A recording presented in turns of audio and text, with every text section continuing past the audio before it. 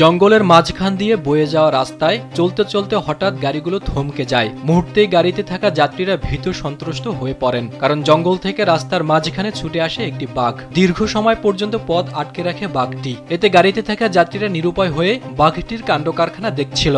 আর এই চাঞ্চল্যকর ঘটনাটি ঘটেছে ভারতের মহারাষ্ট্রের চন্দ্রপুর জেলায়। এই ঘটনার ভিডিও সামাজিক যোগাযোগ মাধ্যমে ছড়িয়ে পড়তেই মুহূর্তে তা ভাইরাল হয়ে যায়। এতে দেখা গেছে ঘন জঙ্গলের মাঝ দিয়ে বয়ে চলা রাস্তায় ধীর গতিতেই চলছিল গাড়িগুলো। এ সময় হঠাৎ করে রাস্তার মাঝে ছুটে আসে একটি বাঘ, আর এতে থমকে যায় গাড়িগুলো। বিশেষ করে বাইরে থাকা যাত্রীরা অনেক ভয় পেয়ে যান। এক পর্যায়ে বাঘটি রাস্তার মাঝে বসে গড়াগড়ি খায়। এভাবে কেটে যায় ঘন্টার পর ঘন্টা।